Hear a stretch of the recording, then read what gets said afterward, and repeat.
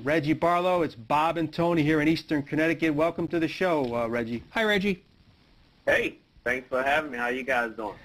We're doing fine, We're doing fine. It's a pleasure to have you on, Reggie. I was fortunate enough to speak with you this summer when Chris Mascaro and myself co-hosted Thursday Night Tailgate. You were a lot of fun, and you expressed interest in coming on the show, and we're honored to have you on, and thanks for all your cooperation, and Happy New Year to you and your family. Certainly. Yeah, sir. Same to you guys, and whenever we get an opportunity to have a conversation with great media hosts, we always look forward to it, to tell our story. So thank you guys for having us on. We appreciate that, and what I normally do, Reggie, we talk about a coach or a former NFL player. I always like to look back on that draft day when you were drafted. Now, 1996, you're coming out of Alabama State. What was your expectations on draft day, Reggie? Did you expect to be drafted? Were you in the round you thought you might go? Any expectations that day? Well, obviously it was a very exciting day for us back in '96. We were thinking that we could go anywhere between the third and fifth round. And, you know, if you look at the history, that 1996 draft is probably one of the best wide receiver drafts that's ever been, that has ever gone through the NFL. And so we're kind of thinking third through fifth round. Ended up getting drafted on the fourth round, and I never forget it. My mom and all, we were all sitting around waiting because my mom and my brothers, they wanted to go on to church, but they wanted to make sure that I had gotten drafted prior to them going to church. And we all sat there, and thank God I got my name called out right as they were getting ready to leave for church on that Sunday. So it was a fun time for us. How about that? And as we talk with Reggie, we'll show pictures of his career on the television screen. We have a still of him, and we also have a nice collage of him. And if I may ask, Reggie, any idols of yours growing up, football players who you watched when you were a kid? Well, obviously, growing up here in Alabama, you know, there's a ton of guys that you can look up to.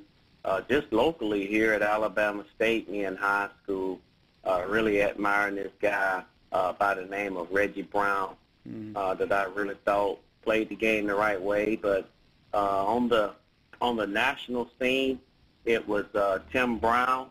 I thought Tim Brown was just outstanding at Notre Dame. And then, of course, Jerry Rice has always been a favorite, a guy like me, you know, played the wide receiver position. Well, that is exactly. There's some good idols to look up to. Again, we're on the phone with Coach Reggie Barlow of Alabama State, formerly a player with Jacksonville and Tampa Bay. And before I give you to Tony, Reggie, you're in Jacksonville. You're playing for Tom Coughlin, who we're very familiar with up here in the Northeast. We hear about him all the time. You go to the playoffs 4 or 5 years while you're in Jacksonville. Some hell of a players there. We've mentioned them on the show before, but tell us about Coughlin as your coach. I'm sure you learned a lot about coaching from the man. Yeah, I have the utmost respect for Coach Coughlin, and he's really a father figure for a lot of us, and the discipline that he instilled in us. You know, obviously going to the NFL, you know, there was a different regime under him. He demanded discipline, and, you know, our meeting rooms were a little different than probably most NFL meeting rooms. You know, feet on the ground, shoulders square, making eye contact with the speaker. And you look at something like that and you think, why we have to do this? But as you live your life and as you grow, you learn to appreciate it. And I have the utmost respect for him. He's a winner. He's a Hall of Fame coach. He's won 2 Super Bowls. We played in 2 AFC championship games there in Jacksonville, and he put together a really good team. He was very involved in all of the personnel decisions when he was in Jacksonville, and then, of course, he was the head coach there, and Fred Taylor, Tony Baselli, Mark Brunell, Jimmy Smith, Keenan McCardell, the early years, Natron Means, Robert Massey. I mean, there were just a ton of really, really good players. A great mixture of guys that, had NFL experience, as well as some guys that were rookie guys that could come in and make an impact. And those were some great years and great times for me as a player. Great teams, Tony, in Jacksonville, those teams. He mentioned a few of them. Even on defense, you had Kevin Hardy, Clyde Simmons, and Tony Brackens. Great players. Tony, question for Reggie. And Reggie, it's a pleasure to have you this evening. And I love to get in talking to the former NFL players. What did you think is the biggest difference in playing in the NFL when you first started to play as opposed to playing in college? Well, obvious for me, I played on the 1AA level, which is the FCS level now, and it's the SWAC conference. And I mean, we were not accustomed to the speed of the game in the NFL. Obviously, there's some big guys that can run. You mentioned some of them. Kevin Hardy being a guy that's 6'4", 250 pounds, playing linebacker. Just a different beast. And it was a little different for me to get adapted to the speed of the game. And then, of course, the preparation. You got to understand your opponent. You got to understand the guy that you're going to play against. And then just your commitment to doing the small things, eating right, spending the extra time in the film room, lifting weights, and, making sure you take your body, whether if you're injured or if you're not injured, just knowing, okay, you know what, I need to take the ice bath and keeping my body right, getting extra treatment and all that stuff. So it's a professional approach, and thank God I had guys like Keenan McCardell and Jimmy Smith and Mark Brunell, and later on in my career, Warren Sapp and Derrick Brooks and John Lynch, those guys that really taught me what it was to be a true leader. There's some tough guys. Nice. You Yeah, mentioned for sure. John Lynch, man. There's one hitter there. I mean, again, you mentioned Tampa Bay. You end there you're in 02 there. How about your thoughts about playing on the other side of the state of Florida under John Gruden, Reggie? How about the difference between Coughlin and Gruden as head coaches? Well, they both were great. Obviously, they have different styles and techniques in their approach. Coach Coughlin, his technique worked really well for him. Obviously, he's won 2 Super Bowls, and he's, like I said, we played in 2 AFC championship games, so just a great coach. But John Gruden had a different approach, and it worked for him as well because we were able to win a Super Bowl there in 2002. And Coach Gruden is one of my favorite guys.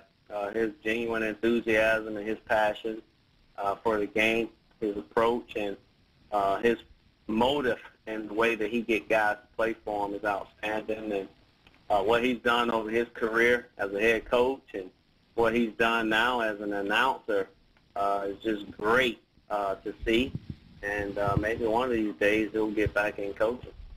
Yeah, I just going to say that. I don't think we've seen the end of his coaching days. Again, we're on the telephone with former NFL player Reggie Barlow, currently the Alabama State head coach. Tony.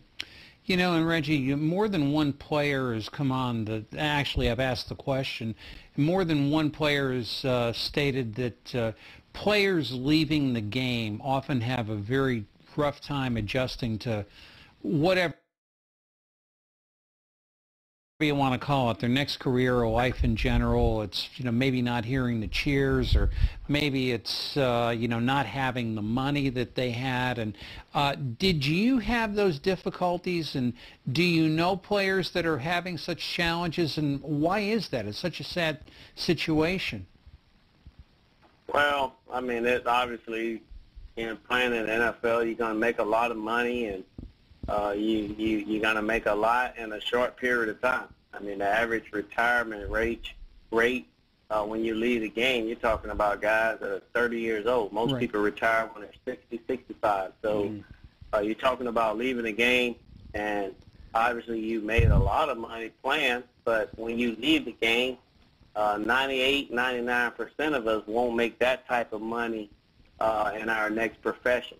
So you're constantly living your life and you're constantly spending money, but you're making a salary of, say, $60,000 a year, or you may be a teacher, a coach, or or some of these guys, may not even be in a profession like that, and you may be making $30,000, $40,000 a year. So, eventually, the spending habit, the money that you've made, eventually may leave. But for some guys, I mean, they had a plan, they had a vision of what they wanted when their career ended, and they worked that vision. And then they removed the mental clutter of all the things that will prevent them from getting that vision. And the mental clutter would be, the fancy cars and the houses and a bunch of partying. And I'm just blessed that I come from a humble beginning. And, 10 years or so out of the game, I have my college degree. I have a home that my family, my kids are very proud of. And obviously we've been able to save. And then, of course, the NFL has the best benefits in the country to me. 401k, where you're talking about matching 2 to 1, and anybody that don't take advantage of that, then you got to be checked out. And I'm glad that someone gave me the vision to invest in those type of things so that I'll be able to provide a living for myself and my kids and my family. There's a smart man there talking. Yeah, for sure. And Reggie ended up at the originally as a quarterback coach at Alabama State, mentor, tutor to Tarvaris Jackson, among others, and he's very proud to see guys get to the next level. You become head coach in '07, and we know you all your life here, Reggie, you're on the offensive side of things, and when you become a head coach, you're kind of a coordinator of everything. And I always ask my guys that come on that are coaches, do you truly split time with the offense and defense, or do you utilize your immense offensive knowledge, expertise just a little bit more at Alabama State? Yeah, well, I believe in hiring guys and giving them an opportunity to do their job. I am a facilitator. I am a guy that watches offense, defense, and special teams. And I watch every play of every practice and every play of every game.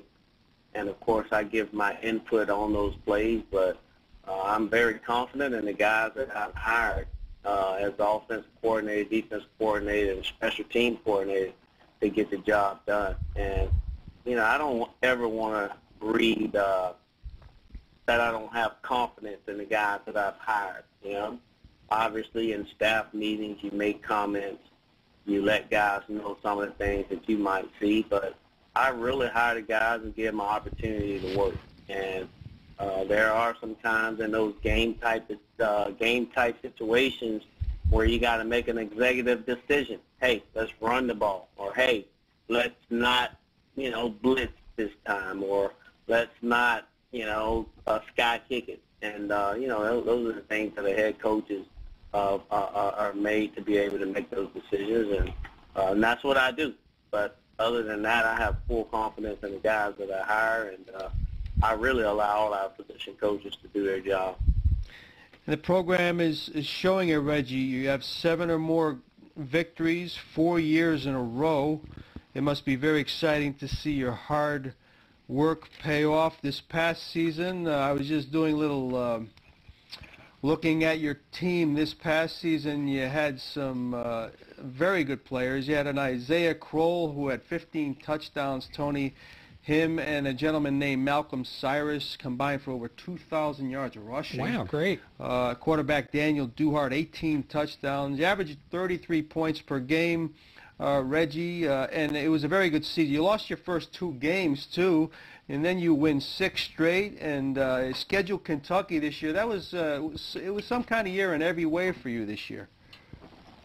Yeah, it was a fun season for us. Obviously, we thought we had the makeup on our team to win a championship, and we talk to our guys all the time about the mark of a man is how you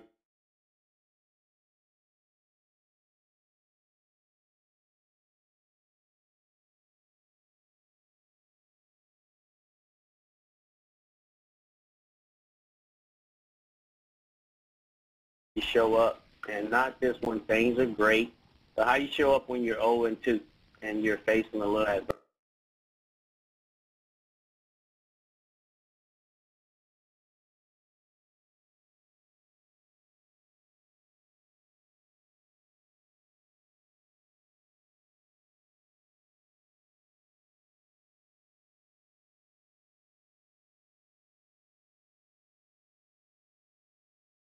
adversity, and everybody's talking about, this team is no good. These coaches are no good. How are you going to show up? And our guys showed up. We won 6 straight.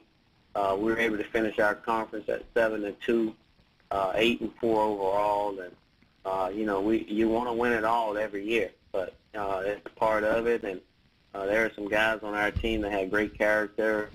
Was really invested in the plan and the vision that we set forth for them, and we're just real grateful. We had 10 guys that make all-conference in the SWAC conference here, and we had some guys that make All-American, but the thing that I'm most proud of is we had 30 guys on our team that had a 3.0 or better, and we had some guys that, we've been graduating kids at a 80%, at 80% since 2006, which is when I took over as a head coach. So those are the things that I'm really proud of. We got great assistant coaches, and our administration has really bought into the vision and just really allowed us to go and do some positive things, and we're looking forward to keeping it going. It's got the priorities in the right spot right there, Tony. A couple more minutes with Reggie Barlow. Tony, question? And Reggie, I'm curious, have you ever given any thought to coaching at the pro level, or do you really like being at the college level and being the head coach? I mean, it's a blessing to be here at Alabama State because this is my hometown and I grew up here. But I'll be honest with you, I talked with my agent today, and I mentioned to him that, you got 5 head coaching spots that's open here in the NFL. And, I mean, obviously these owners are smart guys because they wouldn't be where they are if they weren't smart. But I would love to have an opportunity to sit in front of an owner and just tell them my thought process, my vision of some of these teams, because it's amazing to me to see some of the teams that, the NFL, there should be more parity than anywhere else in the world because everybody gets an opportunity to pick from the draft, which is way different from being in Oregon and having all the nice uniforms. And, of course, you're going to get kids over a certain other program because you have that. But the NFL is different, and still there's a lack of parity. You have NFL teams that hadn't had winning seasons in 10 years. And to me, I think it's, some of the people that may be in the coaching position or whatever, but I would love to have an opportunity to coach on the FBS level or the NFL level. I think I have something that I can bring to the table. But the generation now is a little different. Things that got guys to play for you hard back in the day when I was playing is a little bit different than how you get them to play now. But to answer your question, yeah, I would love an opportunity to do that. We'll be rooting for you. And I know in the meantime, Alabama State will continue to stay in good hands. I know you have the new facility down there, Reggie, that opened, I believe, Thanksgiving last year. Very excited about that. It's a beautiful place, and all we can do is wish you continued luck, and I'll send my regards over to Chris Mascaro at our brother station over there, Thursday Night Tailgate, and it's always a pleasure to speak with you, and from Tony and I and the staff here, we wish you and your family a Happy New Year. Happy New Year, Reggie. Continued success. I appreciate it. You guys are far too kind for the kind words, and of course, we wish the same for you guys. Thank you. Good night, Reggie. Take care. Good night, Reggie.